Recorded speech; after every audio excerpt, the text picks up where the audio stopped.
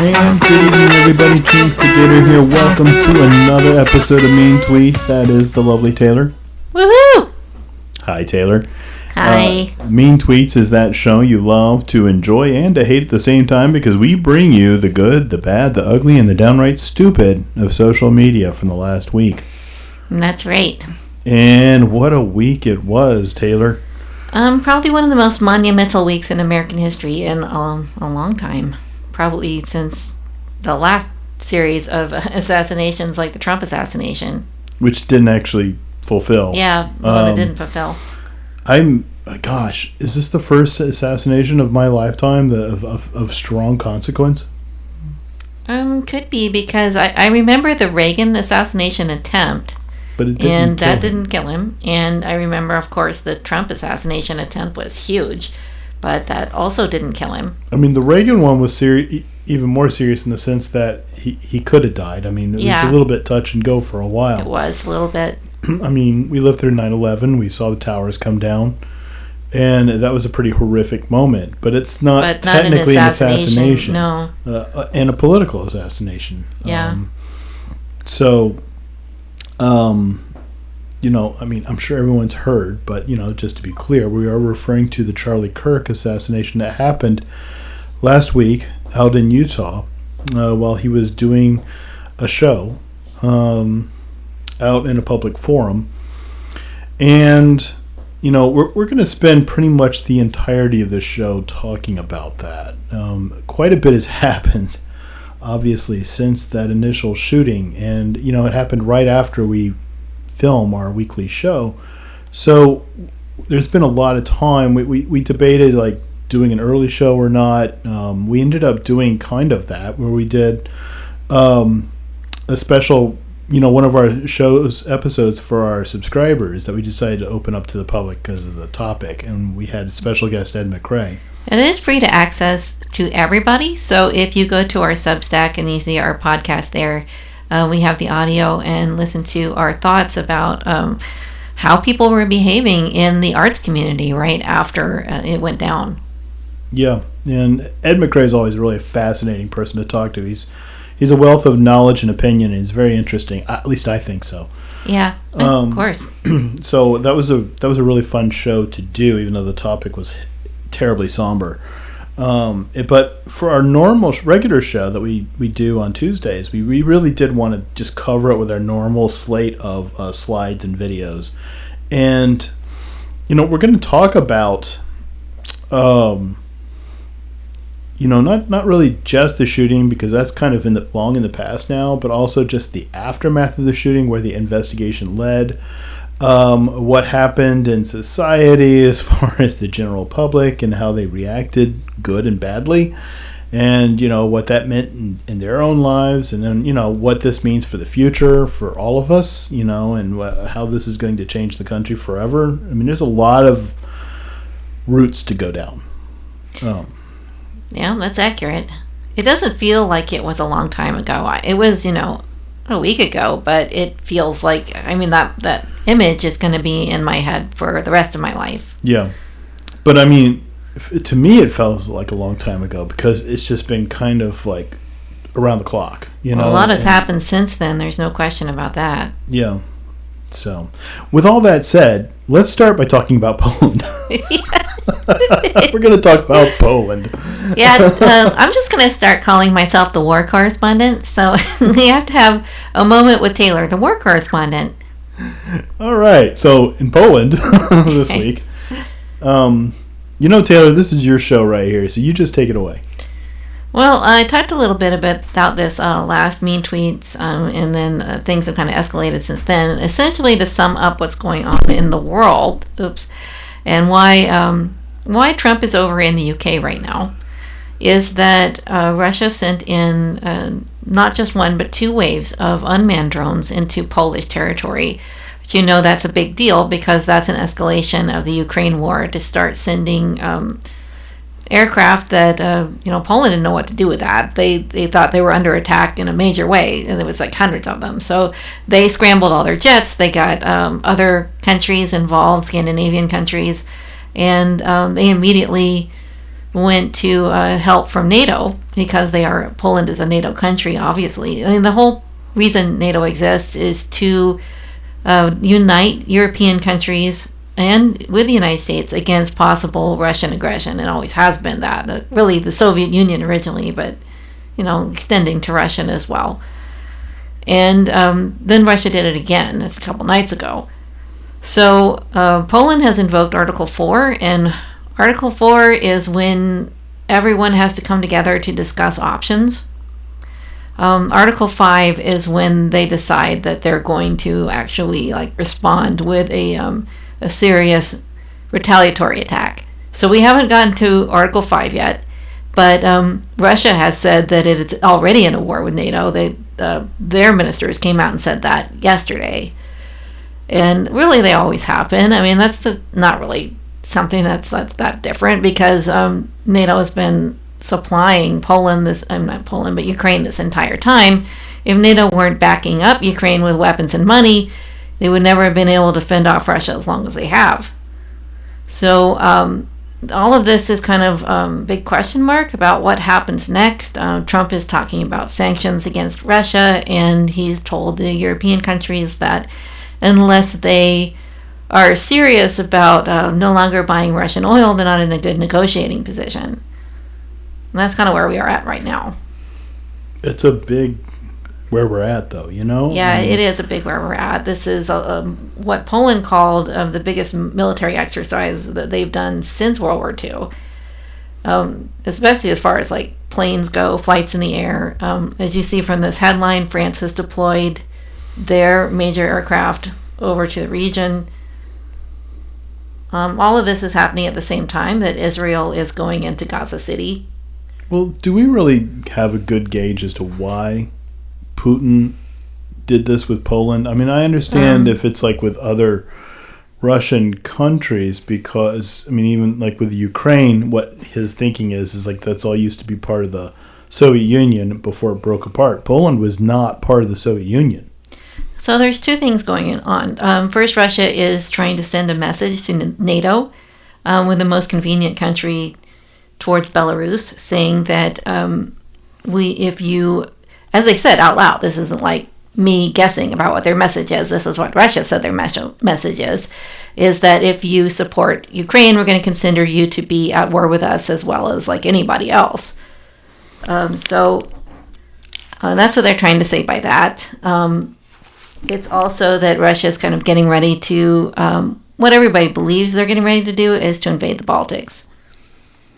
And doing something to Poland first makes sense. Well, to let NATO know, don't interfere with Ukraine is the same as saying NATO, don't interfere when we invade the Baltics. Or we'll just take over all of Europe? We'll start sending nuclear weapons to targeted places in Europe is the idea. We kind of had this conversation a little bit in the last week, and it still doesn't make any more sense to me, because I don't really understand how say you're right and they're going to send targeted nuclear weapons. I just don't get that. I don't really know where you gain from that, because Europe has nuclear weapons. I mean, you really want to just play that game of chicken? Well, kind of. I mean, Russia seems to think that they can hold out. They've been building bunkers like crazy, like I've been saying. They don't really hold out from a nuclear warhead. Yeah, but nuclear war has changed since the last time that we really so you mean more like dirty bombs, smaller. Yeah, it's I don't. It's not gonna be like a big mushroom cloud like Bikini Atoll or Nagasaki. Not exactly, like not things that are as uncontrollable as that. I wish I could remember what the word is for this kind of thing, but it's like a dirty bomb. No, but targeted nuclear strikes. It's limited engagement. There's a word for this, and it's just blanking on me, but it's when the fallout from it and the power of it is more on a limited basis. Of course, the prevailing winds would send any kind of radiation back on Russia. Yeah, there's always that problem. Yeah. I don't really feel like anybody's fully accounting for what this is going to mean. Yeah. Well, Trump himself had said, I was going to try to broker a peace with Ukraine, but if I can't, then, I'm going to step back. I think he should step back. I mean, there's only so much he can really do. Getting into a nuclear confrontation with all those players right now is not. I'd say yes, but at the same time, Trump has recommitted multiple times that we are still part of NATO, and if NATO chooses to respond to the Russian aggression that's already happened so far, then we will be part of that. Well, maybe. I don't know. I mean, honestly, there's just no way to really gauge what's going to happen. It's kind of more like, this is just in the news. This is where we're at. Your guess is as good as mine where we go from here. Essentially. I keep track. I'm your war correspondent. Hello. Yeah, war correspondent. More like your Grim Reaper. Thank you, Taylor. Thank you for being the Grim Reaper for us. Just realistic. So this was last week at the Valley University in Utah. This happened. For anyone who's not watching video, this is a video shot of the crowd going nuts. You guys okay? Hey, love you. Be safe. Hey, be safe. Apparently there's been a shooting. I don't know who's been shot.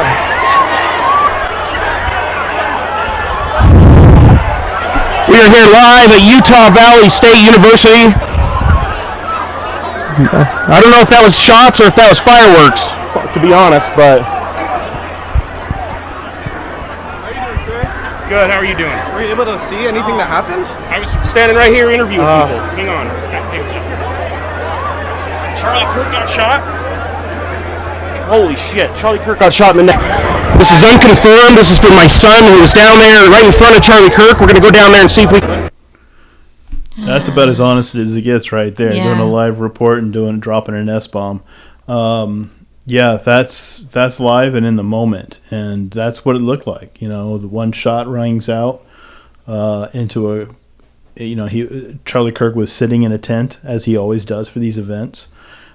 Just prior, he'd been throwing out swag, hats, and things like that into the crowd. And what he really does in these moments is one of the aspects of what everyone looks forward to at these particular events is he does a one-on-one question answer session where he has people come up. Particularly, he wants to talk to people who disagree with him on topics, and they just have a quick exchange for like a minute, each person, on a question. And he says, like, ask me anything. Just prove me wrong, is what he says. Just ask me anything. And yeah, so that's what happened. You had that shooting there. Here, yeah, that started a trend. It sure did. So, initial thoughts, Taylor? Well, you see all the confusion. You see the panic. People just try to get out of there. A lot of people who were on the ground seemed to like they didn't really know exactly what had happened. Of course, the people that were up close to the tent, they knew. You mean like for these particular videos, or for what happened? As far as like my reaction for these particular videos, just this moment. I don't want to get too ahead of ourselves, but just in the heat of that moment, I know. For me, I wasn't feeling well that day. I was actually asleep at the time that this happened, and it's kind of like waking up in like a haze and looking at my phone and being like, Charlie Kirk got shot. Huh. We actually had illness running around the house this week, so like for us, we were kind of lying around. I wasn't feeling well anyway, so I'm lying on the couch, and I look on my phone and I see a message saying that pray for Charlie Kirk.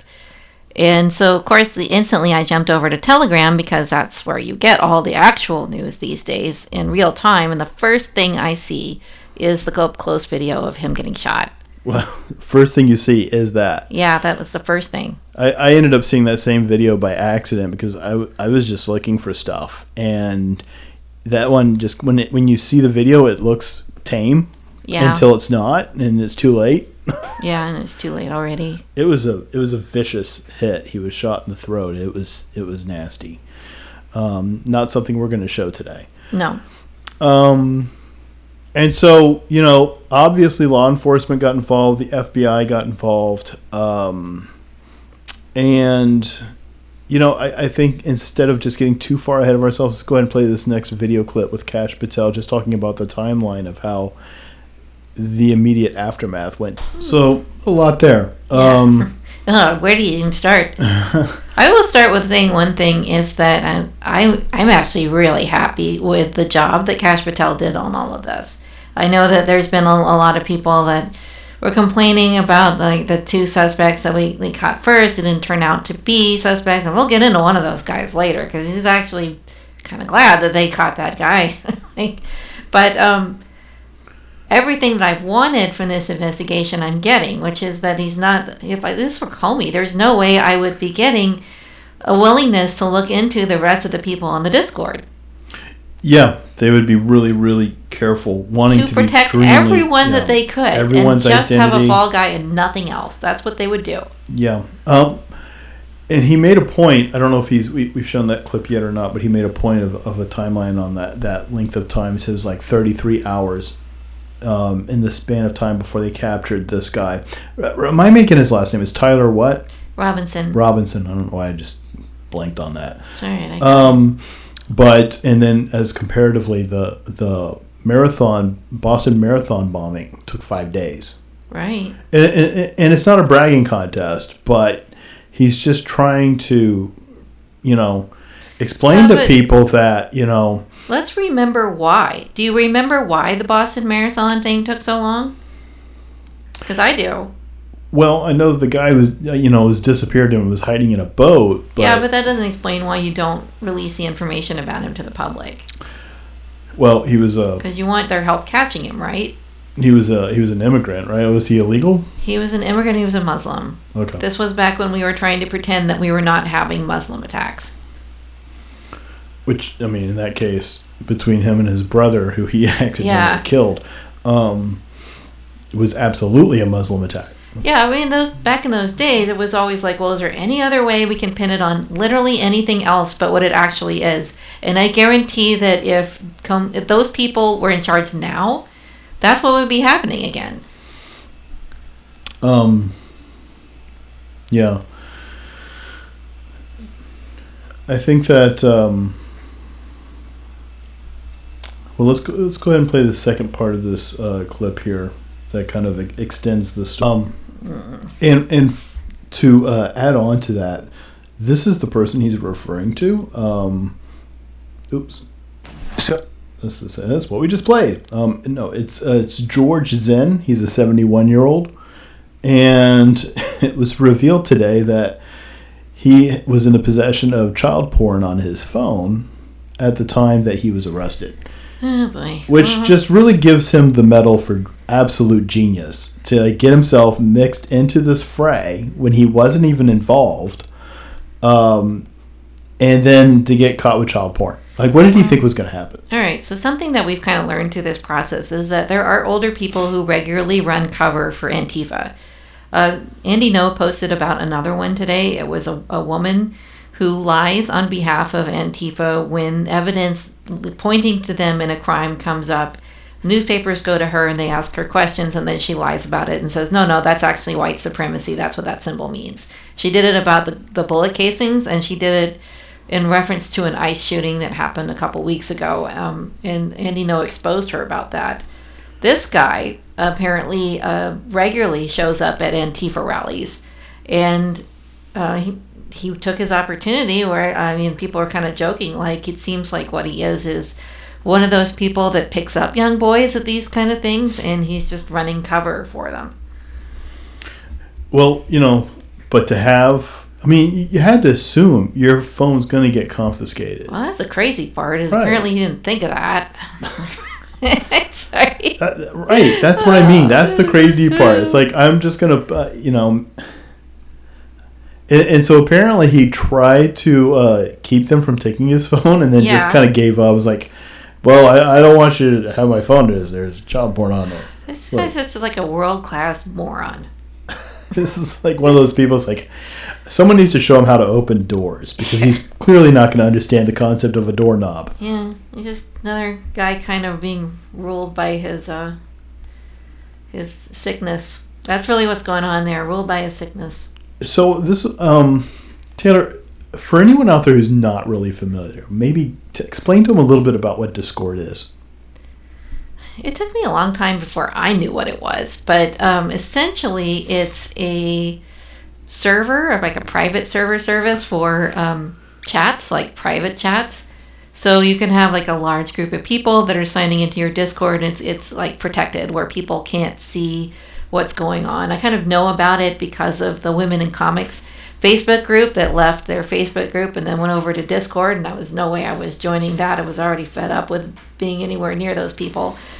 And their idea of going there was so that they could privatize what they were talking about and make it all super secret. No one was going to be able to leak it anymore because they'd have more control over who was allowed in and out of the Discord group. Now, it's being described as really a gaming discussion site. Is that it's frequently used by gamers. It's really common. But its main goal is to just create a location for very, very private conversation. Yeah, and if you're doing like a streaming service, for instance, like you're streaming a game, a lot of people could log into the Discord and then they could play what people are saying out loud. That's not the most common use that it has, but that's an option.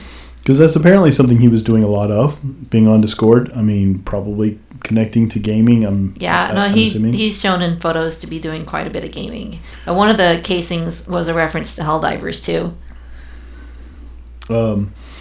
But like, is Discord one of those location sites that seems to be really problematic? I would is it something say so. that we need to be really concerned with? Like, you take a look at something like Discord versus, say, Reddit. Versus Reddit? Reddit's pretty bad, too. 4chan. All right, so 4chan has become what I would call like a pretty serious prankster place for the conservative side. And has it always been that way, or is it kind of it's evolved? kind of always been a nihilist place. QAnon stuff gets thrown around a lot on there in that way. That's not great because QAnon's kind of a mess. But other than that, I wouldn't say that there's been a lot of assassination study that's done there, though they have helped catch quite a few criminals on here and there. Reddit, on the other hand, he started out kind of like that, libertarian and free and fun, and has turned into just a rot of leftist ideology. And Discord seems to be the same way.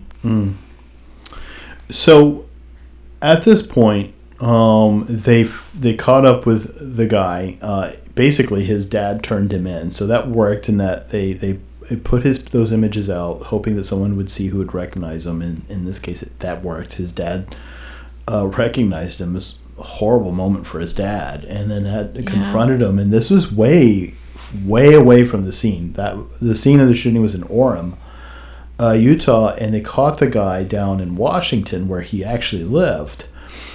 And so then there was just a lot of confusion, like why did he do it, who was this person, and all that. And then we had this drop, things started dropping from different sources, like here with Benny Johnson, where it was announced that this is 100% confirmed. Charlie Kirk's killer, Tyler Robinson, had a boyfriend who identified as transgender. The boyfriend did. This man is cooperating with the FBI and has turned over all electronics and messages. I'm hearing there is much more to come. Yes, this is now officially trans violence. And even though the shooter wasn't trans, he was in a relationship with a trans person, do you agree with that assessment that this is officially trans violence, Taylor? It seems to be the motive behind why the guy did it was because he felt like he was an ally, and that it isn't just that he felt like he was an ally. We're going to probably get much deeper into all of the ties that he had, it's other than the roommate.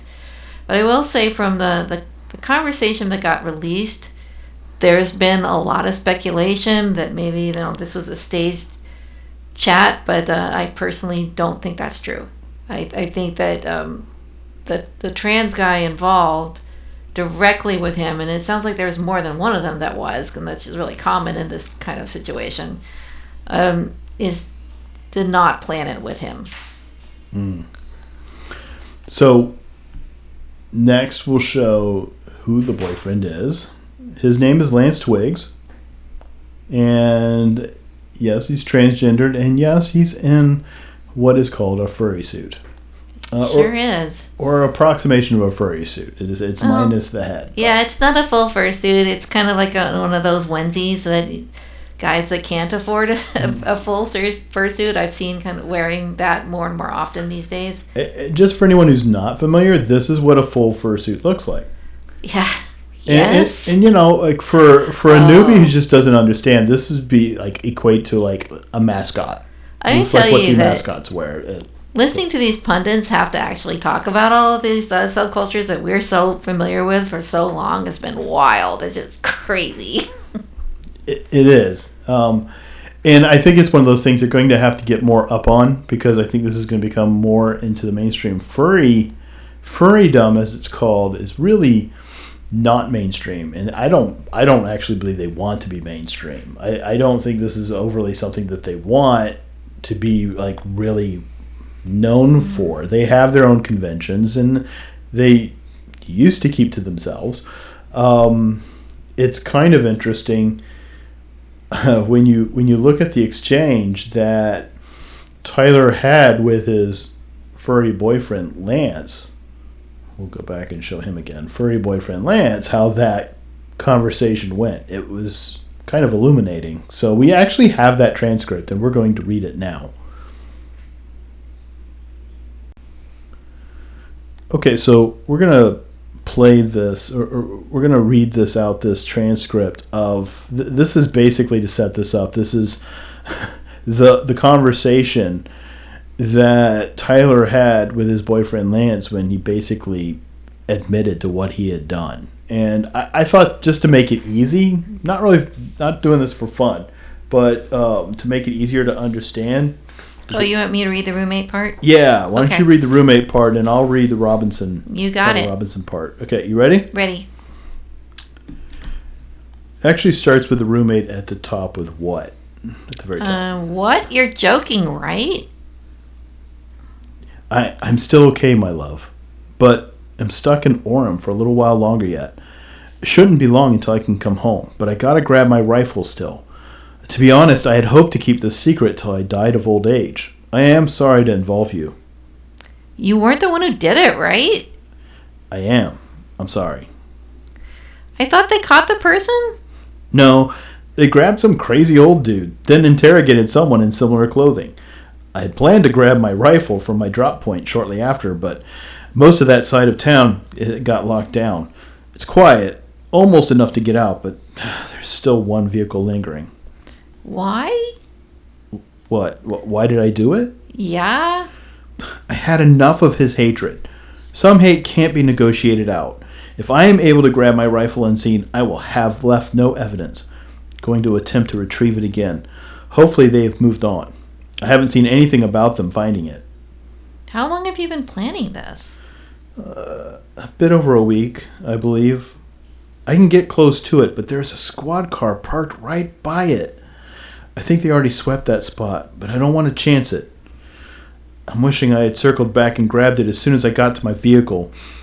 I'm worried what my old man would do if I didn't bring back Grandpa's rifle.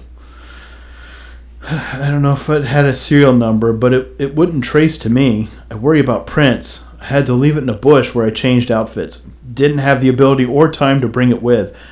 I might have to abandon it and hope they don't find prints. How the fuck will I explain losing this to my old man? Only thing I left was the rifle wrapped in a towel. Remember how I was engraving bullets? The fucking messages are mostly a big meme. If I see notices bulge ooh-woo on Fox News, I might have a stroke. Alright, I'm gonna have to leave it. That really fucking sucks.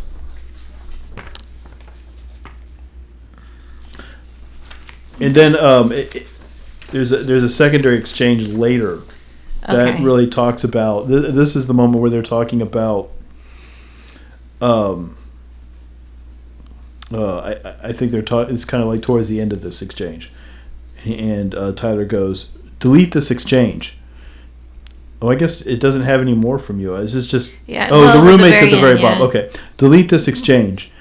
My dad wants photos of the rifle. He says Grandpa wants to know who has what. The feds released a photo of the rifle. It's really unique. He's calling me when I'm not answering. Since Trump got into office, my dad has been pretty diehard MAGA.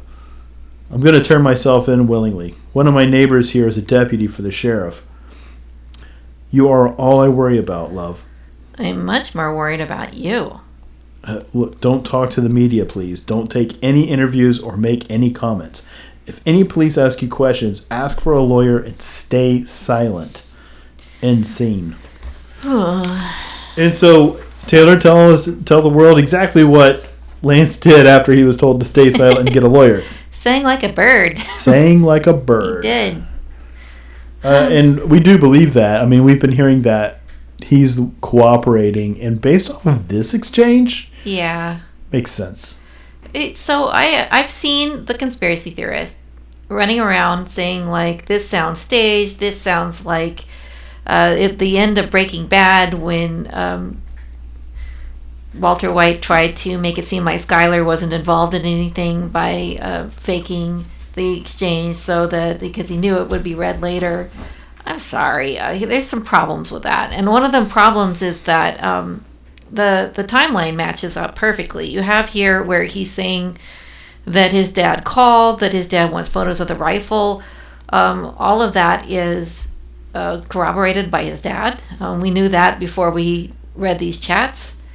And this, the way that he expresses himself, I know people are like, people don't talk like this. This 20-year-olds don't. This is an autistic man. This is an autistic man on a Discord who goes to furry cons and is talking to his furry boyfriend who is transitioning into a woman. They absolutely talk exactly like this. Yes. And this I know you don't know because you're a Fox News pundit and you don't live in this world, but these are the kind of people that we talk to every day.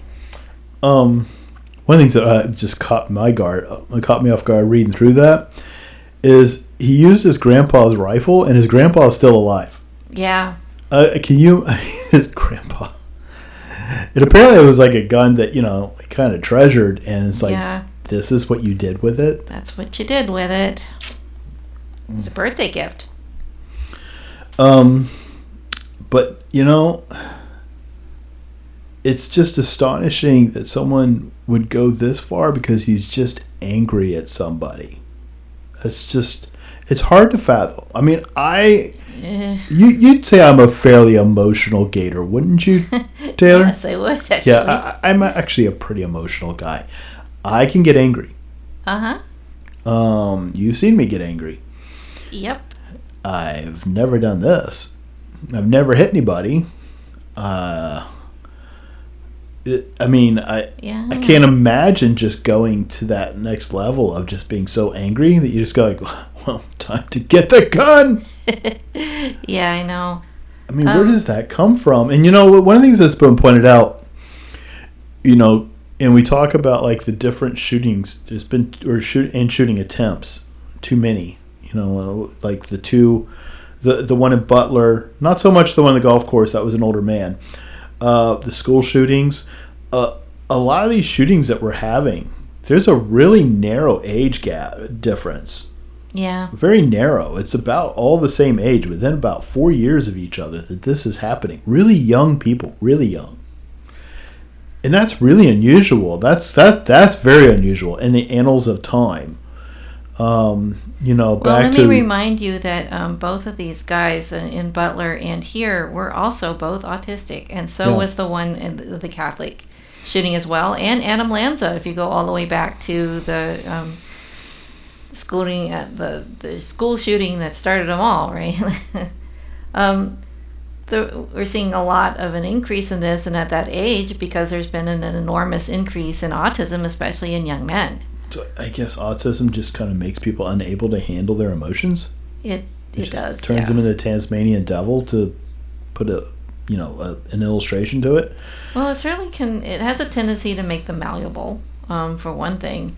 And I think that as we look further into this, I'm not saying that he's a total lone wolf. I'm just saying I don't think that his roommate was particularly involved. But I do think that there were other people. I think there were other influences on this man.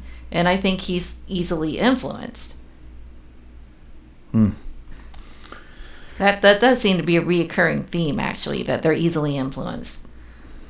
So, part of the story of what ended up happening, as this was going on, was what was happening behind the scenes on social media. We already had that one college student talk about how a group of people got up and cheered as soon as he was shot.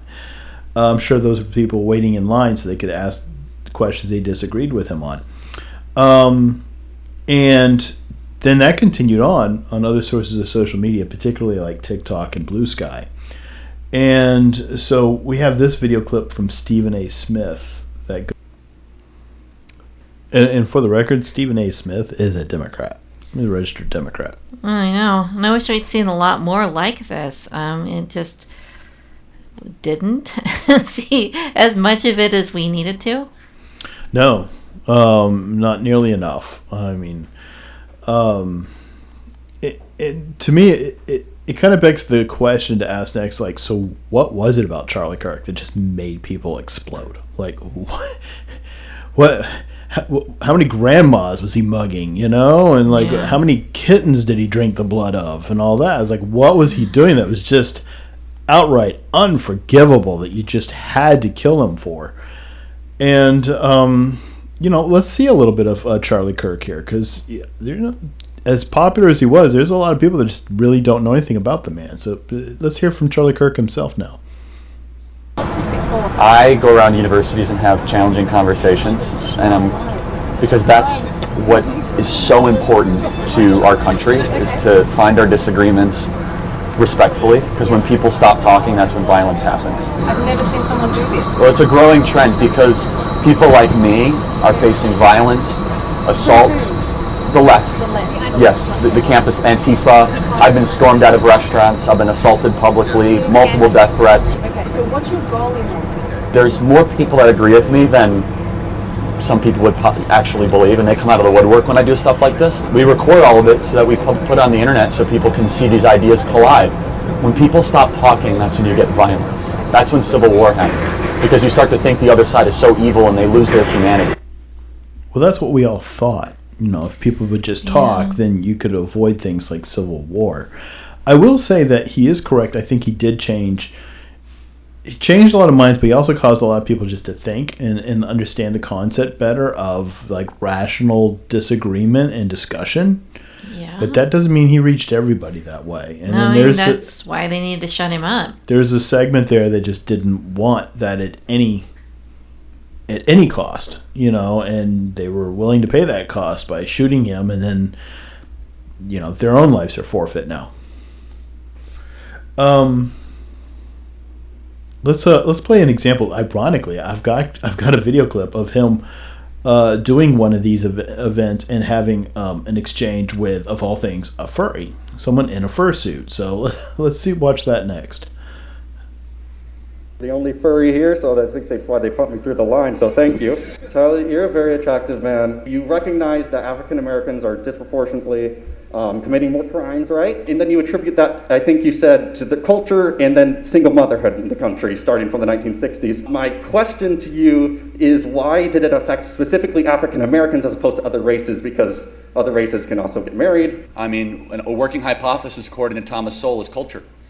Is that there was a cultural breakdown in the 1960s, 70s, and 80s where, paired with government programs and subsidizing single motherhood, we saw a breakdown of the black family. And unfortunately, that has continued, where the norms in black America are no longer that the man has to stay alongside the woman that he impregnates. So we don't know exactly the answer, but culture is probably a good explanation. Okay. Thank you for your time. Anytime. And you know what? That's a good example of how those exchanges would go. Those exchanges would not get any more, that's really it. There was no fist flying, no F words. He didn't sit there and just start snickering or laughing.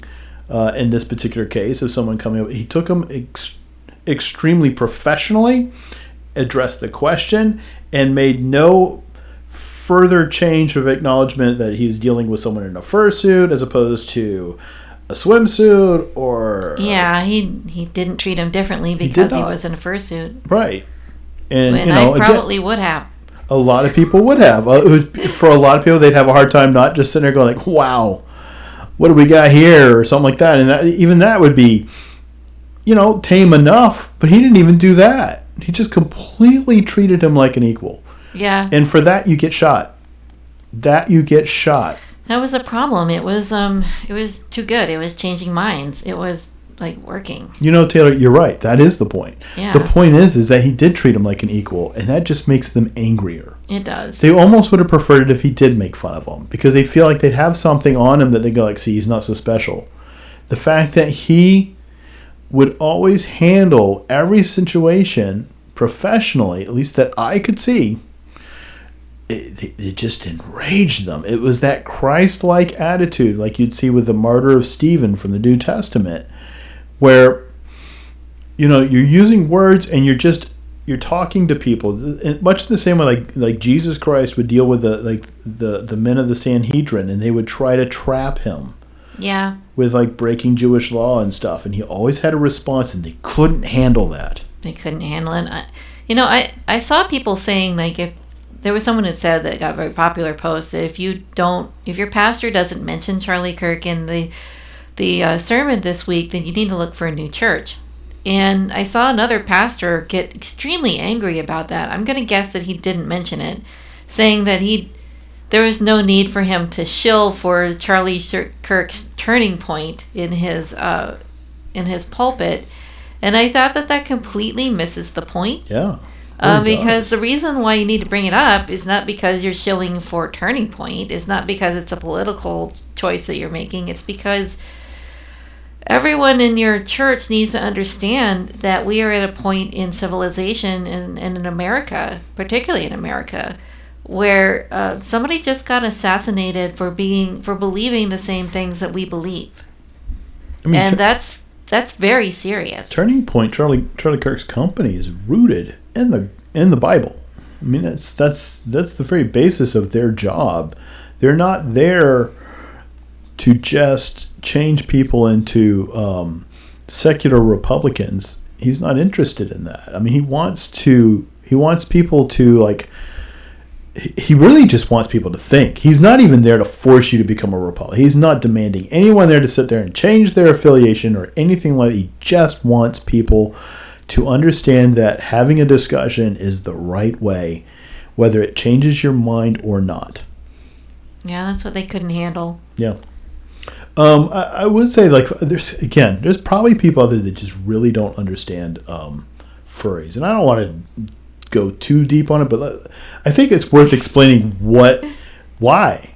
Yeah, why furry? What is this? Well, I'm going to bring it up in the context of a tweet I saw today. There's a couple of guys that consider themselves to be Christian furs, and they were saying, well, we need to band together. We need to like create groups for Christian furs to get together. And I was kind of like thinking to myself, like, all right, guys, though, you're not being honest with yourself. At the core of this is a sexual fetish.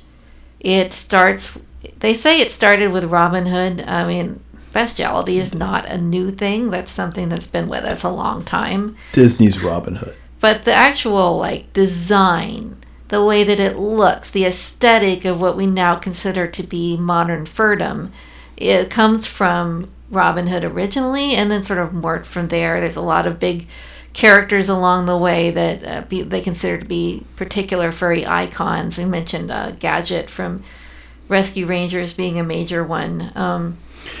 Well, but and we talked about this with Ed McRae a bit the other day, but I mean, really, essentially what's going on here is like people just want a different identity than what they have. Yeah. That's the way it was explained to me once. And the reason why trans culture and furrydom go hand in hand, and if you go to a fur con, you'll see a lot of people who are also trans who are also furry, is because it's about the same thing. It's the idea of there's a reality, and then there's the reality that you want, and you can bend it to your will, which is a Luciferian philosophy. They don't realize that it is. They're not walking around thinking I'm a Satanist, but that is what's going on. It's an underlying feeling like, do what thou wilt. I can create with my words. I can change my reality. And so you find that there's a lot of the trans community that are also furry. I mean, they have both, right? They're both. They're uncomfortable in their identity. They want to change genders change that up, but then they also want to go a step further and also just change themselves up and I'm a fox now or I'm a wolf. Yeah, knew a dog. very famous guy in the Pacific Northwest area that was well known for having done a lot of surgeries to change his entire body so that he was like literally furry. And the surgeries were so severe that eventually all that killed him. But he was very hard to look at. I mean, there's people that do that, whether they take it that way with their own bodies, but for the furs that are kind of like icky, not sure that they want to go into under the knife and give themselves cat eyes, they buy these very expensive fursuits like this. Yeah, and they just, and they don't live in those fursuits all day long. It's not like that. No, but they go to they have get-togethers, they have parties, they have conventions that they go to. Anyway. Yeah, and Tyler Robinson, there are photographs of him at at conventions with some of these guys. Right. Okay. Anyway, just wanted to explain that a little bit for anybody that wasn't really familiar with the culture at all, and like why was this person asking Charlie Kirk in the guise of a wolf? So I understand why that's not Megyn Kelly's world and everything, but now it is. So I have also this is really good. I think this is really important to share, even though this happened earlier. This didn't happen at a college event, but I think this is Charlie Kirk talking about a book that he wrote on Trump, I believe. And forgive me, I don't know the title. This is like a few years ago, but anyway, this is a rather lengthy exchange, but it won't feel like it. It's so good, and it just really encapsulates what is the mystique of Trump that people like. And it's completely off the cuff, but it looks like it's scripted. I mean, this really shows just how smart Charlie Kirk was as just a person. He was just a very smart person, regardless of how you felt about him. Anyway. Okay, first time I listened to that, what have they done? Well, they could visualize the threat. A lot of people. But this was an actual advocate for them. Yeah. I mean, well. They don't know it, I guess. They don't know what an advocate actually sounds and looks like. Well, you're assuming that if you're talking about the left, that they are still the party of I'm union. talking about these young people that need this kind of help. I mean, they're not elites. I mean, Tyler Robinson is not an elite. That's correct, but that's why he was extremely popular on these campuses. A lot of the youth practically worshipped him. He would hate that characterization, but they loved him. I see.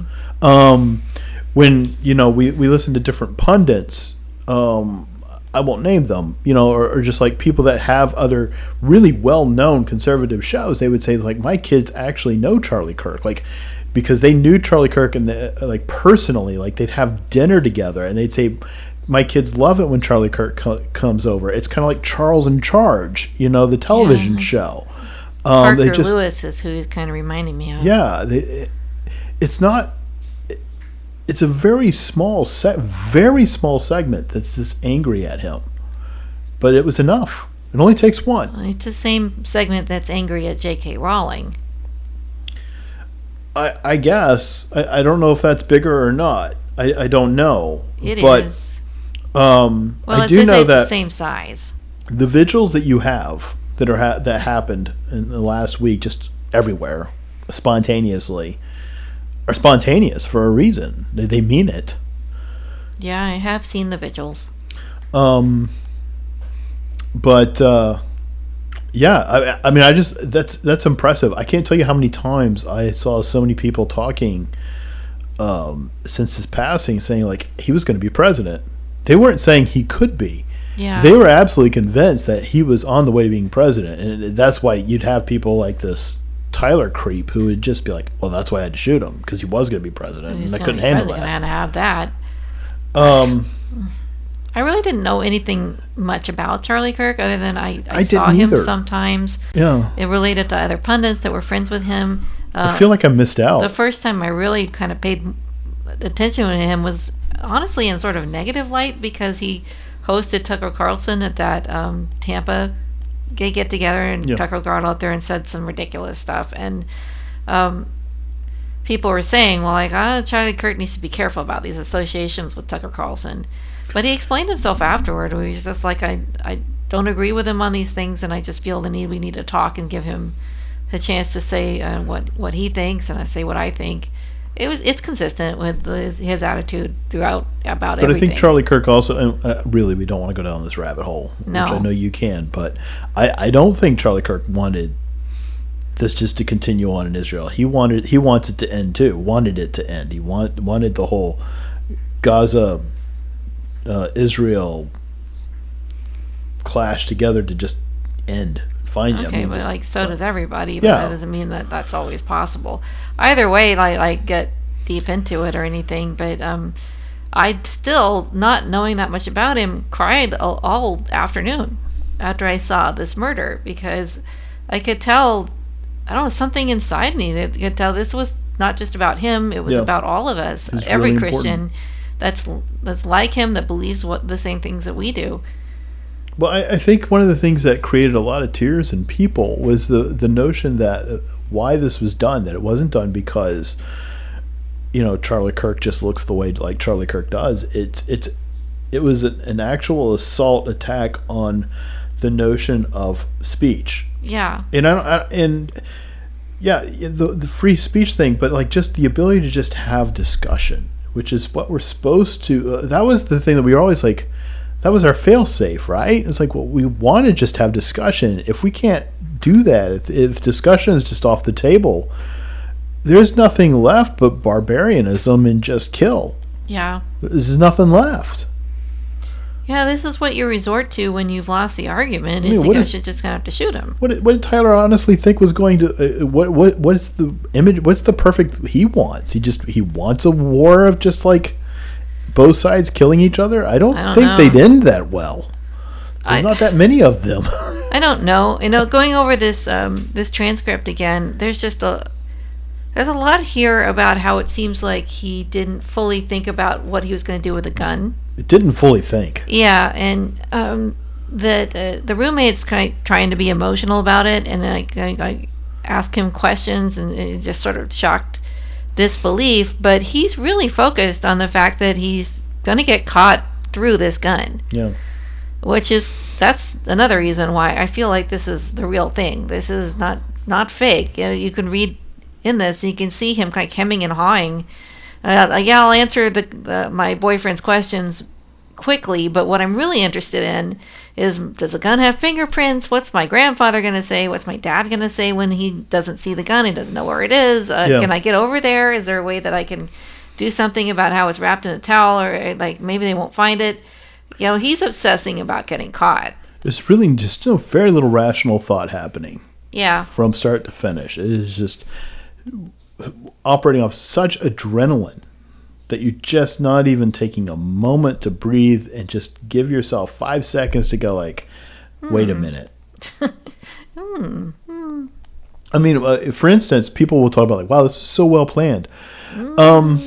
He, at the end, we showed at the beginning of that video, I mean, he ran across a building and then had to just basically jump off of it 25 feet. Yeah. Anyone like 45 and up would have broke their leg doing that, and he could have broken his leg. That didn't look like planning to me. The only reason that he didn't break his leg is because of a little twig, and I don't think he took that into account. Yeah, I don't think this is necessarily planned. I just think, I mean, there were parts of it that had to be, I guess. I mean, I've seen people go like, well, he had to have come earlier to scope that out. There's no way. He did. They actually have video of him casing the area. Like up on the rooftop and stuff? Well, not the rooftop actually, but just like outside the school. Yeah, because I don't think he would have actually done that, because I think he should. I shouldn't say that. He shouldn't have done it at all. Yeah. But like, if he had done that, if he had actually gone up on the roof and like, okay, this is where I should be in position and all that, blah blah blah, then he would have also had logically that a thought of like, okay, so how do I get down? Yeah, how do you get down? And the last resort that you want to have to do is just fall 30 feet. No one wants to do that. But anyway, I digress. Yeah. So here's another clip, just one more, just to show, again, how respectful Charlie Kirk really was. I mean, he would talk to anybody. He talked to people that were transitioning, and he wasn't he wasn't there to like just say, you're going to hell. That's not what he did. He didn't say that, and he didn't say you have to change or else or just go away or, hey, everyone, look at this person and laugh. He just wanted to have a dialogue. Here's another example. I just want to say I'm a transgender male. What age should kids be able to get things like hormone therapy? Because I don't know what's true, what's not. Tell me, are you comfortable telling me your story? I've known that since like 3rd grade, and I'm currently 19, almost 20. I've known basically since then. I didn't start going by like a different name until 7th and 8th grade. I just don't know, like, with the whole medical stuff, like what's true, what's not, what's helpful, because I've heard so many different opinions. First of all, thank you so much for that. Yeah, of course. So I'm going to have an opinion that very few people will ever tell you, which is I want you to be very cautious putting drugs into your system in the pursuit of changing your body. I instead encourage you to work on what's going on in your brain first. I think what you need first and foremost is just a diagnosis. Just someone that is going to listen to what you've gone through, listen to what else is going on. My prayer for you, and again, very few people will say this, I actually want to see you be comfortable in how you were born. Yeah. I know that you might not feel that way, but I think that is something that you can achieve. I think that with the right team and the right people, you don't have to wage war on your body, you can learn to love your body. And, you know, That's what they killed him for. yeah, for stuff like that. But I mean, I would suggest that it's not even just like the hormone treatment that he was like saying like, well, you know, I'd like you to think of a different way. I mean, I think he also was not really a big fan of the COVID shots either. Yeah. Anyone who watches these shows knows that we aren't either. We're as a human society just ingesting ourselves with way too much chemical. Yeah, that's absolutely true, and that's been my big concern with these trans shootings is this synthetic hormones. I know they're not particularly good for women, and they're being prescribed all over the place for menopause, and this combination of like these people, a lot of them are on antidepressants at the same time that they're on synthetic hormones, and I think that's come with a great deal, at least for the men, of aggression. And that's why we're seeing so many of these weird, violent incidents happening. Yeah, I agree. And yeah, I think that is a hallmark of it. It's not because people are just... I think it's an oversimplification to say, well, you put on a dress, you're going to get violent. There's something else happening. Because there is a subset of this, and I know trans people. I know trans people that aren't doing the hormones, and they're different. Yeah. It's when you get into like the hormone replacement situation that it just starts to make you go nuts. It just is what to oversimplify it. That's what it seems to be doing. Well, certainly the combination of the two drugs, as I swear a lot of them are also on antidepressants. And antidepressants tend to also, just on their own, create suicidal ideation if you're taking them for too long. Yeah. And I don't think we've even begun to, because they're so excited to make money off of people's being uncomfortable in their own skin, to rush out there and overprescribe and overdiagnose and jump to say that like what you really need to do is change everything about yourself, and you need to do it by giving me a whole lot of money while you're doing it.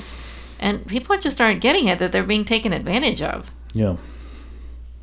So played a little bit about like just what Charlie Kirk is about, so you can see that he's just not this villain that they've like described him to be. So as a result, we end up with this. We end up with signs like this out of Seattle. I actually recognize that sign. Kill all Charlie Kirks. Yeah. Not like, and it doesn't say thank you for killing Charlie Kirks. It's basically a threat to all Christians. Essentially. So it's a threat to all Christians because Christians are, as a block against the trans ideology. It's also a threat to people like J.K. Rowling, to people like Matt Walsh.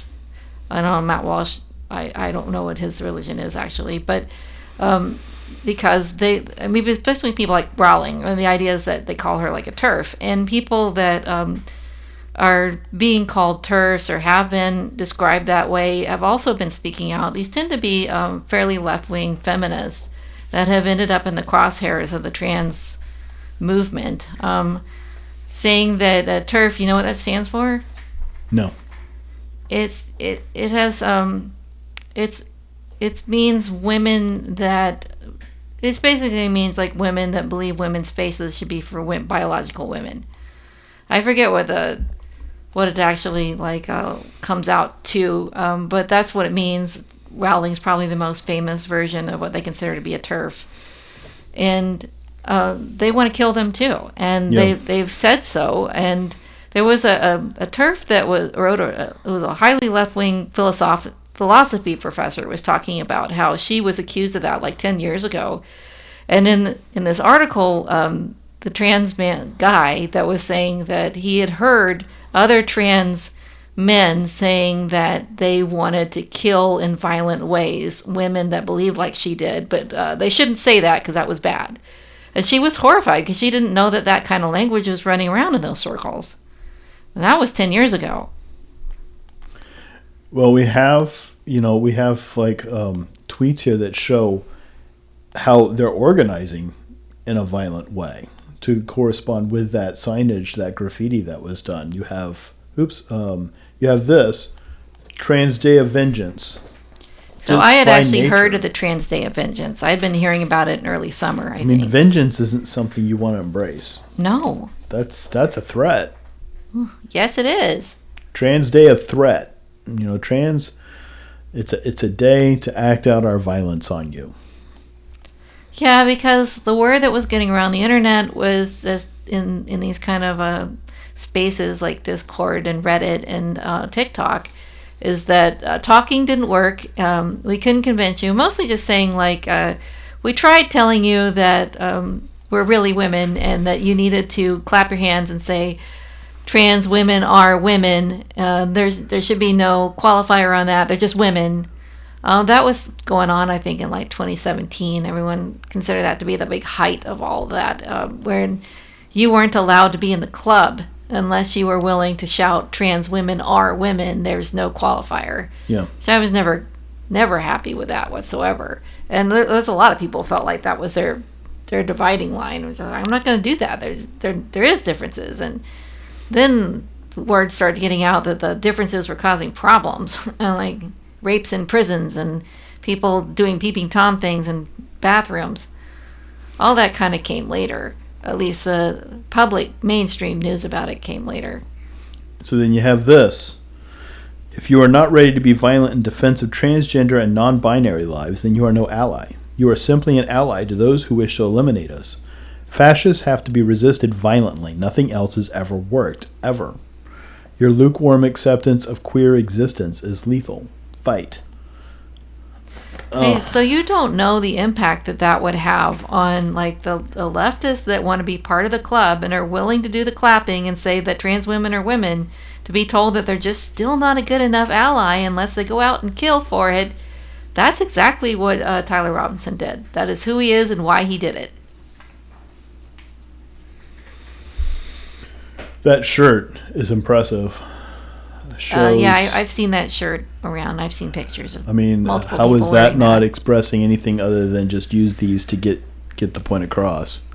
So the idea was that they were saying that we're going to take advantage of people's respect for the Second Amendment by saying we're just trying to defend ourselves by learning how to shoot. Except that's not what's happening. This is active militias forming in order to commit violent acts. And the first time I started hearing about this group in association with these kind of things was the Tesla fire bombings. I remember we did a comic about the Tesla fire bombings and just how that just flew off the handle and really took off. Yeah. And I picked up a couple of trans harassers out of that who were just following me from comic to comic. All of that was because these militias were involved in that. You're right. They were. I've seen that reported since then of the correlation of that. Yeah. Yeah, it's a real problem. We're going to get into that a little bit more towards the end, too. We have... let's see, do I want to show that one next? I don't think so. I've got here... yeah, I will go ahead and show that. This video clip. He's dead, y'all. Thank God. One down, couple more to go. He's dead. He's dead. He's dead. Bye, Charlie Kirk, bitch. Bye. Piss me the fuck off. Bye. He's dead. He's dead. He's dead. Bye. Got shot. Can't be more than 17. Yeah, Bye, something like bye, that. bye. Call me hateful. I don't care. He deserved it. Bless. I feel blessed today, guys. Girl, you don't even know what the meaning blessed is. Absolutely not. But that's Gen Z, and there's been a lot of talk. Gen Z's been really talked about in correlation with this whole attack very closely, and you know they're that age group that these shootings have been coming from, and polling from that age group is showing in line more of this, where we're getting to like over 50% of that age group thinks that violence might be perfectly fine to get your point across. I don't know what you do with that. I don't know, but it's really bad. It's the level of Marxism that they've been indoctrinated into. They tell them that he's committing genocide, and therefore the genocide comes from the idea that trans people will just kill themselves if they don't get what they want, which is highly manipulative and blackmail, basically. But that's how they handle it. And you know, if you believe that somebody's causing genocide, then it's okay for you to take them out violently. Yeah. I have... Let me go ahead and play that clip here related to that. I've got this video here on... So this is out of Florida. This is like an open hearing when they were talking about banning the... Trans kid surgeries for yes. minors. And so this was a trans people getting a chance to argue against. Hi, I was once a trans youth, and now I'm a happy 22-year-old trans adult student at New College of Florida. This is my health care. Ma'am? Okay. Don't tread on it. Senator Yarborough has militarized the Florida GOP into the genital Gestapo. Ron DeSantis wants trans people dead. You are committing genocide. I grew up in Germany in the aftermath of Nazis, and what you people are doing is no different. This is transphobic, it is cruel, and you really should be ashamed. What you are doing by signing this bill is an act of war. The way it is, as it is now, my people will die. And that blood, if you support this bill, will be on your hands. I'm 12 years old, I'm non-binary. If you pass this bill, many of us will die. I deserve to live as long as all of you. We are humans too. When I was 2, I wanted to kill myself. By the time I was 15, I attempted to slice my own breasts off. I went to the ER because I was bleeding out. I'd also like to implore you all to remember that less than a week ago, gun law restrictions were loosened. And anyone who thinks it's a good idea to come and take my child, I dare you. Every time that I look at you guys in this committee, I realize more and more that you guys want to commit trans genocide and that our blood is on your hands. I am the parent of a transgender child who is almost 8 years old, and we are at the beginning of our journey, and what you're doing is taking away life-saving potential opportunity for me and my family. Every 45 seconds, a trans person makes an attempt on their life, meaning that one happened every 2 speakers that you saw this very moment. 10 years ago, that was me, and 1 year ago, that was one of my siblings. And tomorrow, it will be the children of people in this room. Your vote on this bill determines if that 45 seconds becomes 30. Oh my gosh, I am so glad we passed that bill. Like, so that last guy, so I guess he was saying he tried to kill himself? Is that what he was suggesting yes. at some point? And then he said one of his own siblings followed suit. I mean, what are the odds? Yeah, I mean, what are the odds that you've got two people who are trans in your family? I wonder how that happened. I mean, scientifically, I'm just curious. It just seems like it's not really supposed to be that high a number. No. And look, the argument that what I'm trying to point out is like we make the argument that it seems like that we're trying to use a culture of influence to increase the numbers. It's a social contagion. I'm sorry if people don't want to hear it, but it is the only explanation, especially when you see like all the number of celebrities that are running around with multiple trans kids. Now, how did that happen?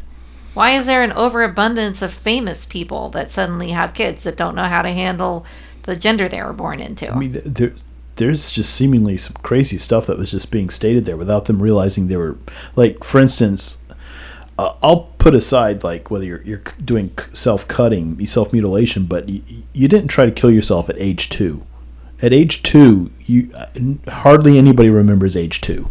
Yeah, that's a lie, but it could be something that his parents told. Her parents told her.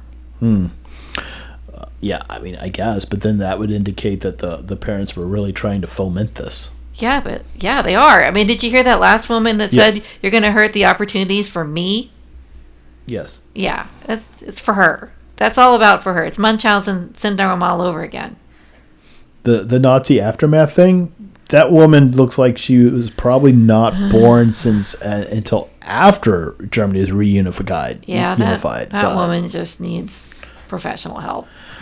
I mean, I'm just saying that those examples don't really make the case. They kind of make the case that there's a real shame here. Like, look, too many people are being way too focused on stuff that's just so insignificant. It's what you do with your life, not how you look. Not what you are, not who you are. It's always been, it's the same thing I've always told, my kid, is that life is about what you do, not about what you are. Yeah. I mean, hardly anybody's walking around feeling like they look like perfect, No one does. Yeah. I mean, I guess I can't speak for the George Clooney's out there. They look pretty perfect, I guess. But even then, that's just within the eye of the beholder, too. Yeah, but that's genes and a lot of work, But a lot of people, even the people that they think look normal are still having, doubts, self-doubts. Like they wish they had a six-pack chest or, they worked out more or something. I mean, no one's just wandering around with just like perfect... like everything in a physical sense is just perfect. I mean, as you age, your body starts to fall apart, and there's nothing you can do about that. Yeah, what Charlie Kirk said about how my prayer for you is that you learn how to be comfortable with what you are. Yes. Okay, so I have this really interesting comment here from the person that was asking a question of Charlie Kirk, and I think it's relevant because, he was there to like challenge him.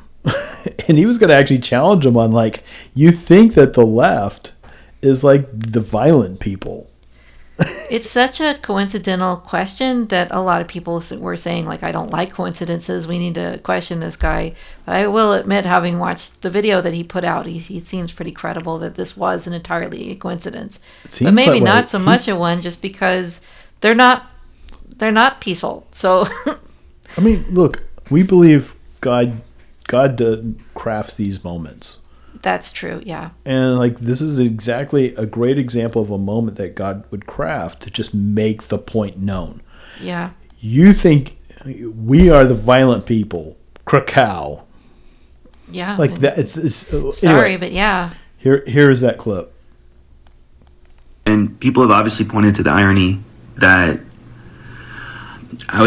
the point that I was trying to make is how peaceful the left was right before he got shot. And that only makes sense if we stay peaceful. And as much as I disagree with Charlie Kirk, I'm on the record for how much I disagree with Charlie Kirk, but like, man, dude, he is still a human being. Have we forgotten that? Are we crazy? Like, yeah, apparently too many of us have forgotten that. You forgot. Here's a clip with Bill Maher. I know Bill Maher's. Everyone knows Bill Maher's a leftist. He doesn't shy away from that. But he doesn't buy into a lot of this woke crap. It really steams him. And this is a nice, he's had Charlie Kirk on his show. He knew Charlie Kirk. I have to get used to my tenses here. And I think he had Billy Corrigan on. I think that's Billy Corrigan. Yeah, from the head of Smashing Pumpkins. Just made out to be, because we're all made out to be monsters. Yeah, and that's the problem, though. I mean, I get where Bill Maher's coming from. He just wants continuing being a hedonist, but Marxism always goes to the same place. Every time. And he just doesn't want to admit it.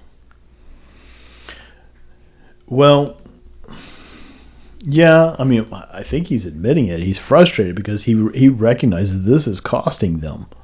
Yeah, it's true, but there were people that saw this happen and said, okay, I'm done with the left. I'm not going to be here anymore. You guys are violent, and you're Marxist revolutionaries, and I don't want to be that. It could still get there for Bill, because I don't know. I mean, and I don't think Bill would ever go like, well, I'm going to start voting Republican, but he might just quit voting. Yeah, he might quit. Because he certainly doesn't want too much more of this. And I think that there would be candidates out there that he wouldn't support. I mean, what did you think Kamala Harris's administration was going to be like? He was not crazy about her. It was he going probably to be did vote this for every her, day of the week. It was going to be another assassination. I promise it was going to be chaos.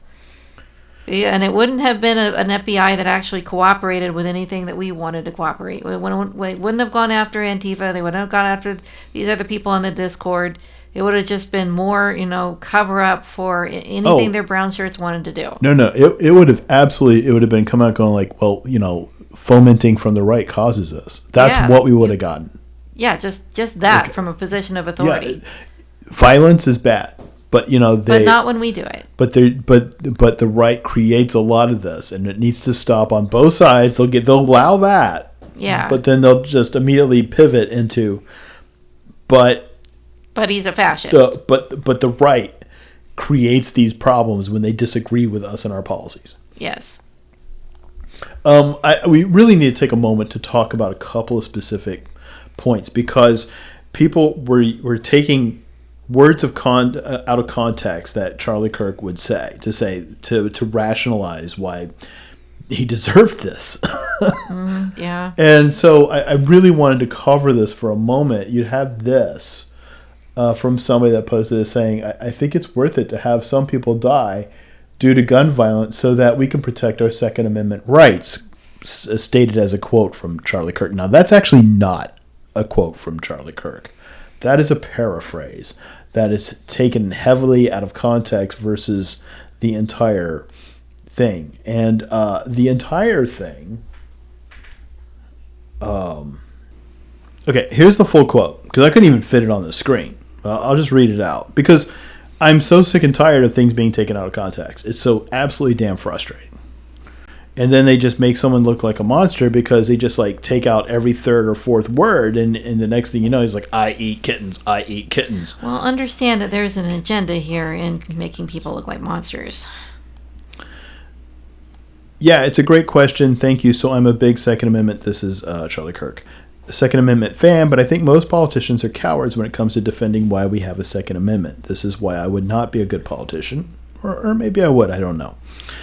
The Second Amendment is not about hunting. I love hunting. The Second Amendment is not even about personal defense. That is important.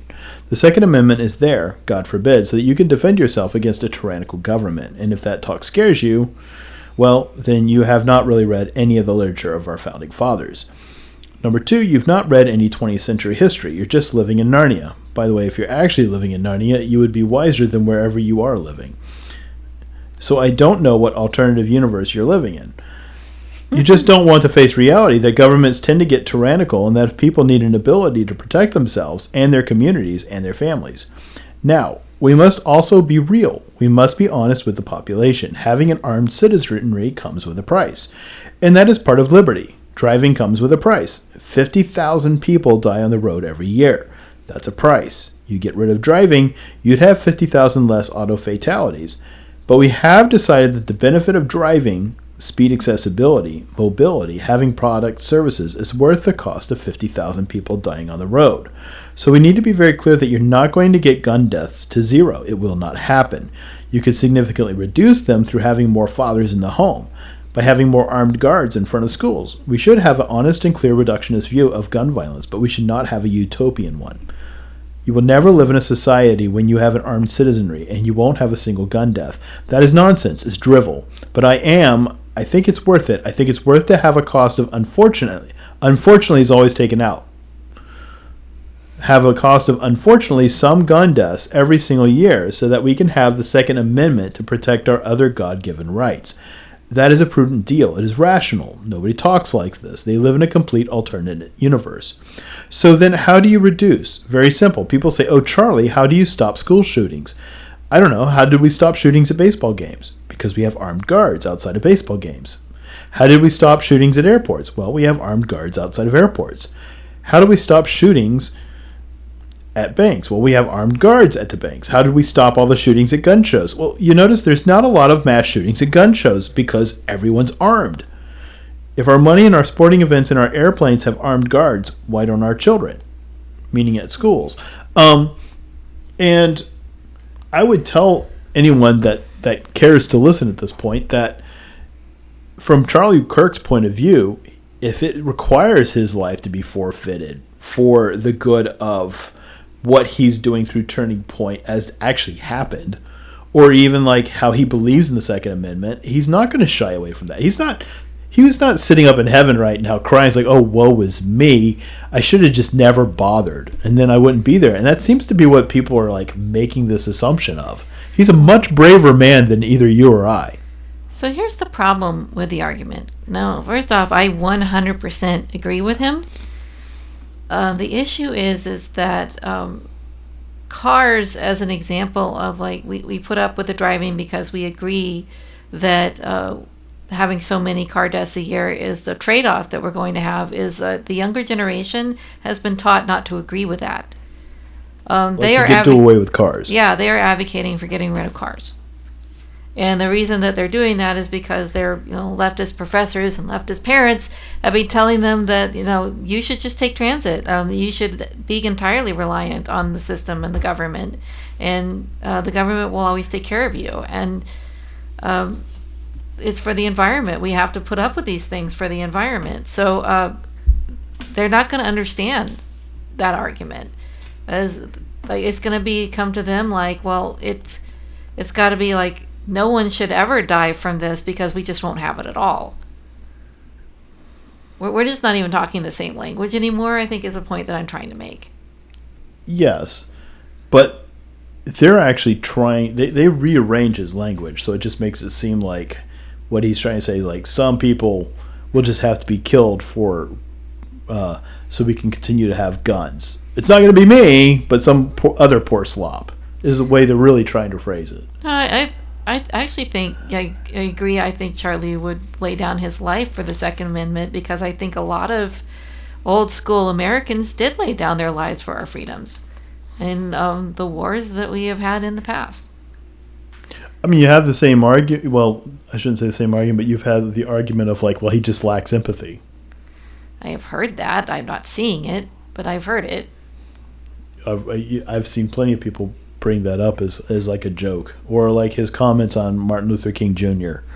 or things like that, which by the way, Martin Luther King Jr. had a real problem because he was a pastor and he was also a philanderer. He had more than one problem. Yes. I mean, I agreed with his assessments of like content of a person's character is probably the greatest single thing he came up with. And I do believe in that. It's not about your skin color. It's about what you do with yourself. I.e., just like what we were talking about with the trans movement. It's what you do with yourself. I 100% agree with that as well. And I don't want race to be the thing that defines us. I wouldn't do it so the brotherhood of man can become a reality, because that's actually it's a UN Marxist phrase. Yeah. But MLK was stepping out on his wife. He had mistresses. Yeah, there's that too. I mean, he had that. Let's all be honest about history here. But. So, and I think that's really what Charlie Kirk was saying there is like he's a pastor and he's an adulterer, but he's a pastor, and he's like, that's a really hard thing to just reckon with. Yeah, we Doesn't really mean he need to- deserved to be shot either. Definitely not. I mean, we need to not eulogize people. I mean, not eulogize, but canonize people to the point of sainthood. We're not honest about who they were as people.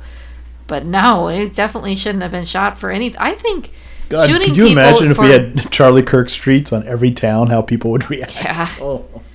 And I saw some people online saying like, if it was Anthony Fauci, the right would have celebrated. And I'm going to tell you that as much as I absolutely think Anthony Fauci is Joseph Mengele of today, I would not have celebrated because I want him to get actual justice. I don't think that assassinations are good for the country. Yeah. No, they're not. They fracture. They just fracture. They get people confused and messed up, and it leaves open-ended questions. It just doesn't work. Yeah. Here's one. This is the one that a lot of people have been really trying to make hay on, and this is important. This is not something Charlie Kirk said, but this is just more of like, let me set the record straight. The most violent people out there are conservatives, and so you have this chart that's put out there from 2013 to 2022, showing like the blue obviously is Democrat, and the red is conservatives, and just like, boy, I mean, you look at this map and you'd think, well, to make that work, Republicans have to be going to church on Sundays and just having shootouts in the middle of service. Yeah. It's outrageous. This came from Ilhan Omar, of course. But to go with this, this has been debunked. There's a lot of problems with that chart. It's completely set up to just create a narrative as opposed to like be honest. Some specifics, and it's a little bit heavy. I got Taylor here. She's the brain. Data source and definitions are selective. The Anti-Defamation League, the ADL, is not a neutral government body. It's an advocacy group with its own lens. Their extremist classifications often exclude gang violence, cartel killings, and general political violence unless it fits their criteria. Well, that's a huge problem right there. It's a big problem, especially since what they do like to include is like tiny white supremacist group tussles within themselves, which I would consider to be gang violence. But you're going to eliminate the drug gang violence, the cartel gang violence, and only talk about like those because they consider those things aren't political, but they consider the white supremacist groups to be by nature Nazi political. So one of the examples was if like a white supremacist kills his father, then that goes on the list of political violence, in spite of the fact that it has absolutely nothing to do with the rest of the world. Yeah.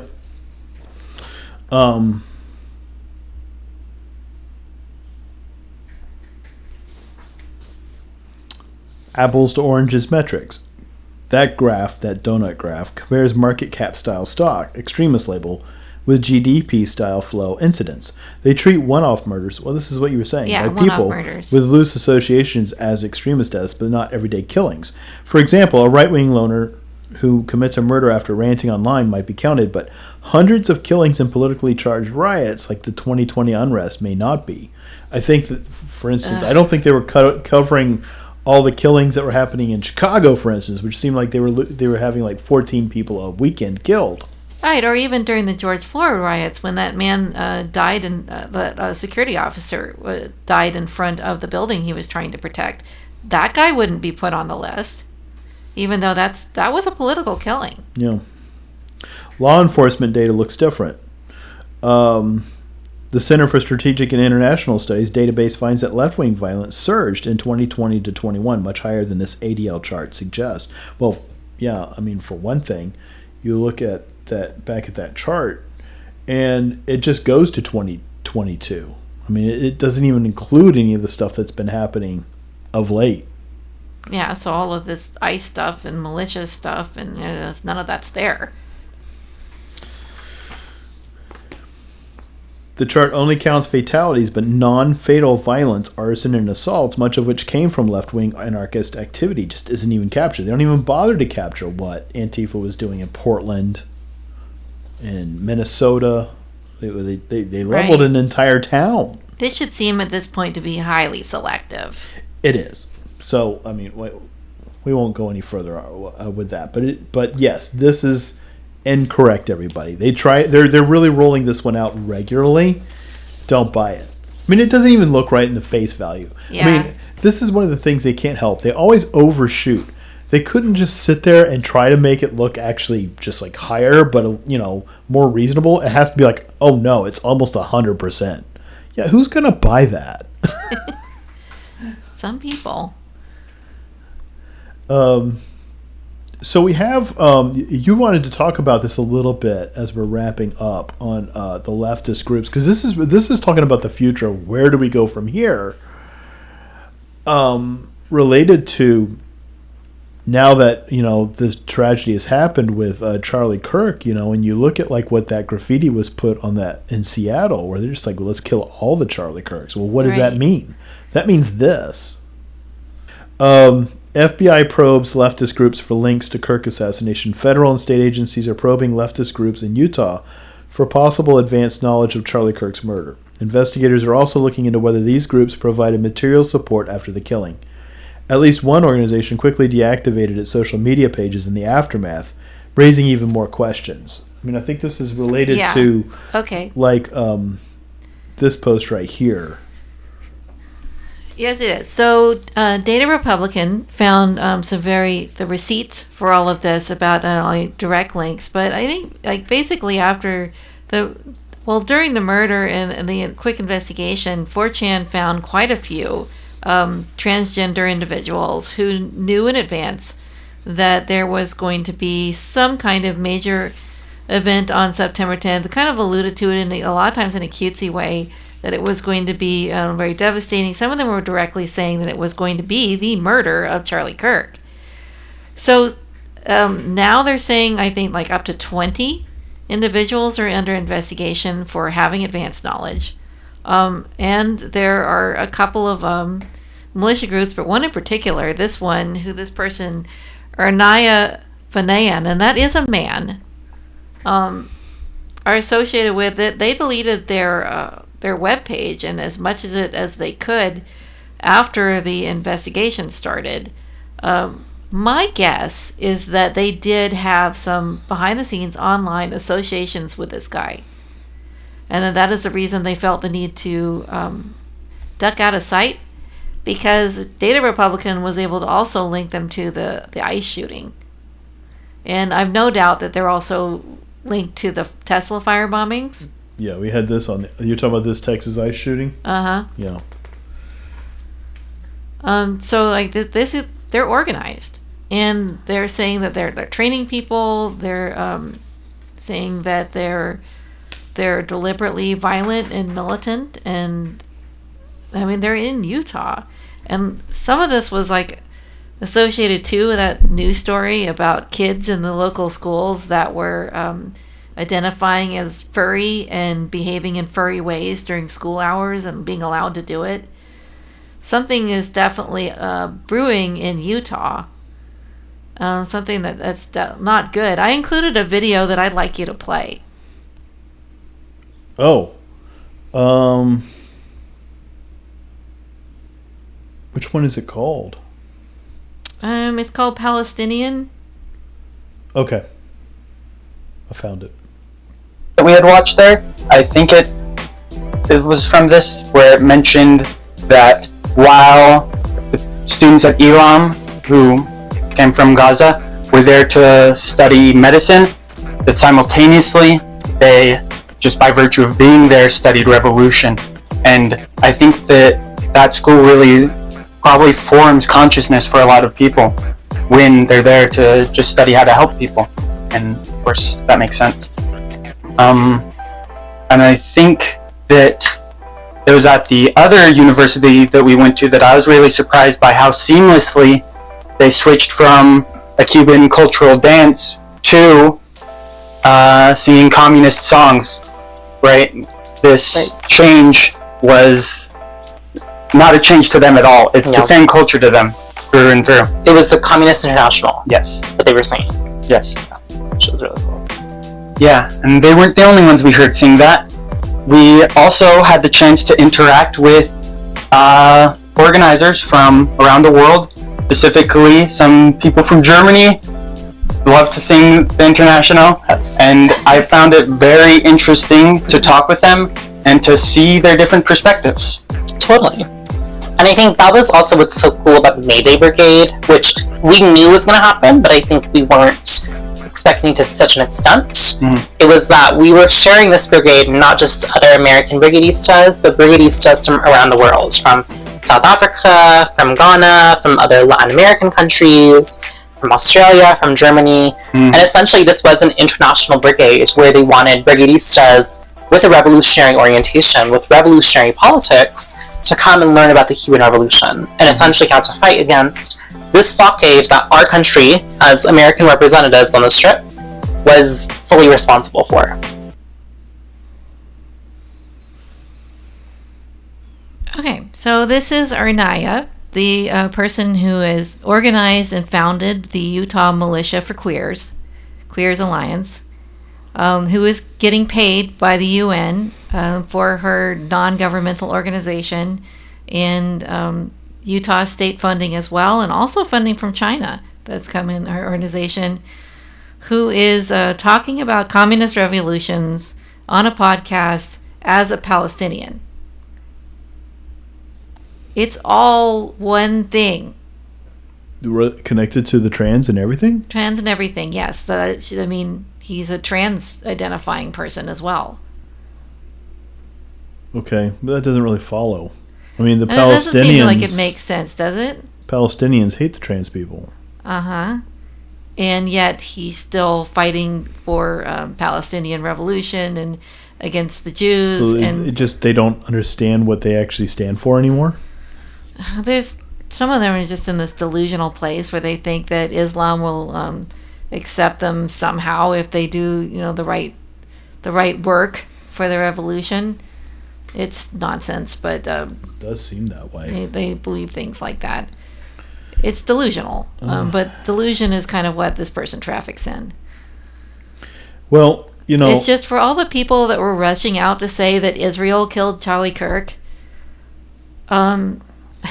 Well, there's nothing this really person that is a connects Palestinian. to that at all. There's nothing that really connects to that at all. No. They did that maybe at first because they wanted it to be so, but there's nothing to connect to that in the least.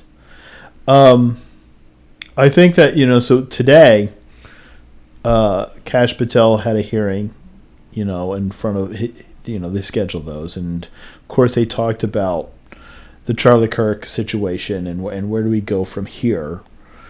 And, I'm hoping groups like this is part of what he is going to target. Yeah, exactly. So that's what I'm hoping too. My take on at the end of the day was like, okay, so left, I'm done with Antifa. I'm absolutely done with it. I don't want it around anymore. I want it disbanded. I'm done putting up with it. And if you continue to run cover for it, then we have nothing to say to each other. That's where the line of is there talking left to do or isn't there, is whether or not you're going to run cover for Antifa. Yeah. Well, let's hear a clip from Kash Patel. Reports have suggested that the FBI is investigating a broader network of groups that may have had some knowledge of the shooter's plans. Can you give us any details on that, following up what you've already said in public? How's the FBI working to find other potential accomplices, folks who may have known about the shooter's plans, folks who may have encouraged him? Any update on any of that? So in terms of what we do for an interrogation perspective, we go and reach out to the family and community immediately. And we've conducted those investigations and interrogations with local law enforcement. And we're continuing to do that because those closest to the suspect are going to hopefully know the most about the suspect and his beliefs and his ideology. On top of that, unfortunately, it has been leaked that there was a Discord chat. And for those unfamiliar with it, it's a gaming chat room online that the suspect participated in. So what we've already done is serve legal process, not just on Discord, so that the information we gathered is sustained and held in a evidentiary posture that we could use in prosecution should it be decided to do so. And we're also going to be investigating anyone and everyone involved in that Discord chat. Okay, very good. I see the public reports that the Discord thread had as many as 20 additional users. It sounds like you're trying to run down all of that to see if that's accurate, who else may have been on that thread, what they may have known. Is that fair to say? It's a lot more than that, and we're running them all down. It's a lot more than 20? Yes, sir. And you're running all of that to ground? Every single one. Yeah, fantastic. That actually doesn't That's what I like to hear. Yeah, that doesn't. This next clip, I think, is going to lend more towards what you were talking about with those groups. I've always said we follow the money. And whether it's terrorism or attacks based on ideology or attacks on institutions of faith or people of faith, someone's paying for it, and we are reverse tracing those steps. We are not stopping at the perpetrator themselves. We are reverse engineering to hold those accountable in our investigations to who funded them and knowingly funded them, and we will bring the appropriate steps against them with our partners at DOJ. Yeah, that's what I want. Yeah, that's what I want too. Because that gets past the Tyler's of the group. I mean, what he did was heinous, but we need to get Antifa. We need to get these groups that are funded, and if it ends up being George Soros, then so be it. But we've got to actually get to where the funding's coming from and just stranglehold it down. Yeah, and actually, I want to point out, I didn't mention this, but in the video with the queer Palestine for Queers for Palestine and Marxism, is that autism runs really heavy in all of that as well. Great. Yeah, I mean, it was such a cross section of all of those things at once. I wouldn't think autism would be very popular in Islam. I would think they would view that as like a defect. Yeah, ultimately no, but yeah. So to wrap up, just to kind of like culminate with like what Charlie Kirk meant, to the community as a whole. For those who still just don't necessarily quite get it, I bring you one of my favorites, Scott Jennings. That's pretty much it. Yeah.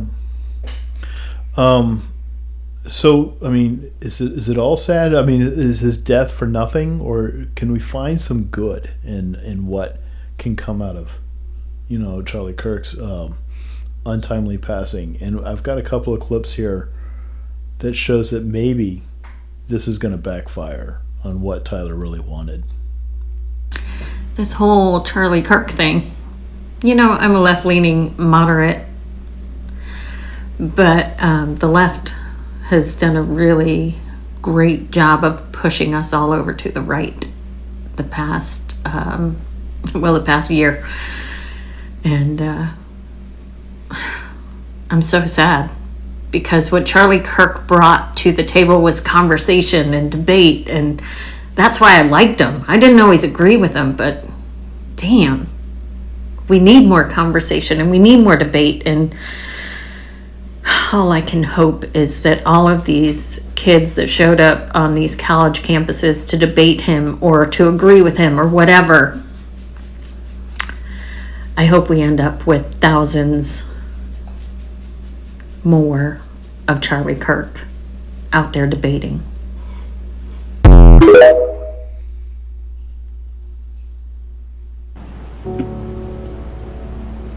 I've never ever opened the Bible before. In fact, I know nothing about Christianity or Jesus. But yesterday, after witnessing the assassination of Charlie Kirk on the internet, and it just being so normal to people, like watching this man get shot in the neck, and everybody being so desensitized and just going on with life like it was normal. Something was calling me to my husband's Bible. My mother-in-law and my father-in-law, my husband, they have been trying to bring me to Christianity, since I met them. They're not like overbearing, they don't force it on me, but they talk about it. And they respect that, I don't know how I feel. But for the very first time yesterday, I grabbed the Bible. I don't know what I'm looking for in the Bible. I don't know why I felt like I needed to grab the Bible. But I grabbed my husband's Bible. And the page that I opened up to was the verse, John 8:32. And it said, "Then you will know the truth, and the truth will set you free." And I feel like that changed me so much, because up until yesterday, I leaned both ways politically. I am pro-life, but I also believe women should have autonomy over their bodies. I don't care if someone is gay, but I don't want sexuality pushed on my children in school. I believe in the Second Amendment, but it also makes me sad that bad guys have guns too. I've never voted before, but after yesterday, I know where I stand. I will never cast a blue vote. I am convinced that the Democratic Party is ran by the devil himself. And I know I'll get hate for saying this, and I don't care.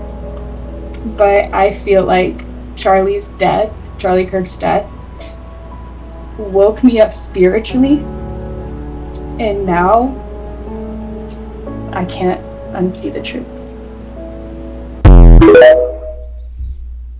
You just kind of hope that there's more people like those two out there. I mean, those are just two examples. I saw many, many more. I did too. And that, the number of has just continually grown of college campuses asking for chapters of his Turning Point to be started on their campuses. I mean, Charlie Kirk's a martyr. I mean, he's just, at this point, he is a full-on martyr. I mean, and if anything, it just, I hope and pray this is true, that through his loss, what he was trying to accomplish is going to grow tenfold. It might. I hope so. It might. But the left loves to say that we are the party of hate, that we are the party that just creates all the problems. I saw that repeatedly. And so as we do close out, I've got two different clips I'm gonna end with. And one is going to show you a compilation from the left. And then one is just going to kind of wrap it up with, a tribute to Charlie Kirk. And, you got to decide. You got to decide, which side you want. Because these are defining sides. There's very little gray room here. There's like a line right down the middle. And both parties are camped pretty far on either side. So, to me, it's pretty clear if you watch these two clips which side I'd want to be a part of. And they're not doctored, these are real clips. So anyway, these last two clips as we close out. Inscriptions on the 3 unfired casings read, "Hey fascist!" Catch! Do you think Donald Trump is a fascist? Yes, I do. No one has ever been more dangerous to this country than Donald Trump, and he is a fascist to his core. Hey, let me shut down the city! We are at war! We're at a war right now. We are at war. So you have to be willing to do whatever is necessary in order to save the country.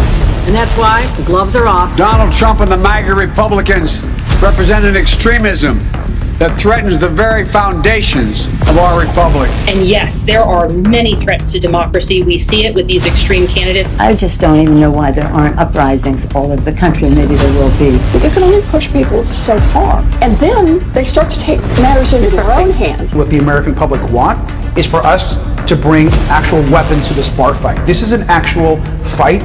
This is literally call to arms. The MAGA movement is a threat. Well, Michelle says that, when they go low, we go high. conduct. With all due respect, if they go low, we don't go high. When they go low, we kick them. We take them to the mud and choke them out. And make sure that they stay down. And you know what? Kick them when they're down, because they deserve it. Get up in the face of some Congress people. We are going to be in your face. We are going to be on your...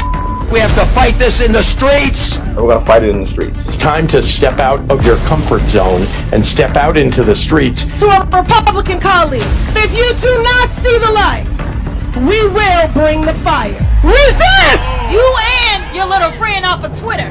Y'all about to find out. And if you see anybody from that cabinet in a restaurant, in a department store, at a gasoline station, you get out and you create a crowd. And you push back on them. And you tell them they're not welcome anymore, anywhere. He's not going to have a third term. He may not finish his term. Yes, the last few days you woke up thinking there might be news. Just saying. Just saying. There will be news sometime. Just so you know, there will be news. Only in America is it possible to say, you know what, I don't like the way the country is going, and to do something about it. Take that risk. Take that leap of faith. Stay involved. Trust God and act obediently. Romans 12:2 verse. That God will use all things for good for those who love Him. It's bigger than you. I want you to remember that. It is bigger than you. It's bigger than me. You are here to make somebody else's life better, the pursuit of liberty and freedom. You know what gives me strength? The hundreds of thousands of you that say, Charlie, keep going.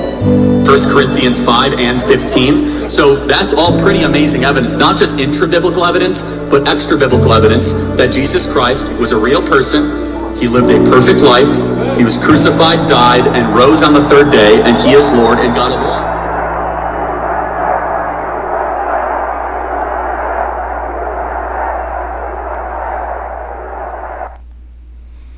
Time to choose. Pray for this country. Take care.